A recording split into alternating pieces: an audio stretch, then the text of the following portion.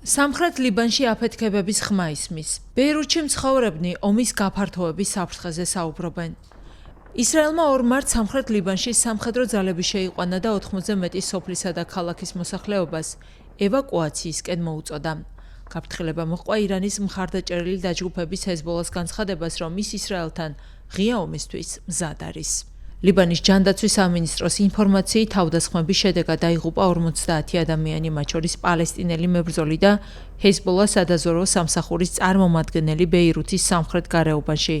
დაშავდა 246 ადამიანი, ხოლო 10,000-ობით მოქალაქე იძულებული გახდა საცხოვრებელი სახლით დაეტოვებინა.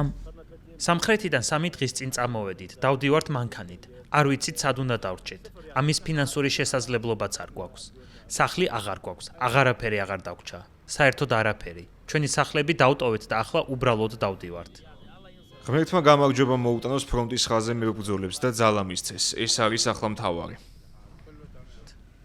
მადლობა ღმერთს, სიტუაცია ნორმალურია, ჩვენ კარგად ვართ. ყველაფერი გვაქვს, რაც გვჭირდება ღმერთის წყალობით და არავისგან არაფერს ვითხოვთ.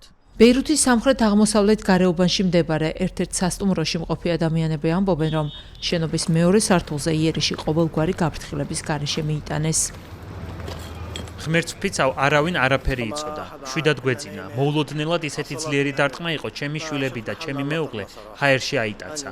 ვერ გავიგეთ რა ხდებოდა. არც ის ვიცოდით რა ხმა იყო. არანაირი გაფრთხილება არ ყოფილა. გვეძინა, როცა რაკეტა დაეცა. რა შეიძლება საერთოდ თქვა, ეს თითქოს უკვე ჩვეულებრივი მოვლენაა. ისეთ ქვეყანაში ვცხოვრობთ, სადაც რაკეტა ნებისმიერ მომენტში შეიძლება თავზე დაგეცეს. სულ ეს არის, რაც შემიძლია ვთქვა. სამხრეთ ლიბანში სამხედრო მოქმედებები გრძელდება. 10,000-ობით ადამიანი კი იძულებულია საკუთარი სახლები დატოვოს.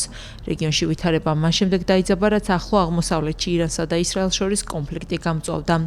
ანალიტიკოსები არ გამორიცხავენ, რომ დაპირისპირება ფართომასშტაბიან რეგიონულ ომში გადაიზარდოს, რაც ახლო აღმოსავლეთის უსაფრთხოების ვითარებას კიდევ უფრო გაართულებს.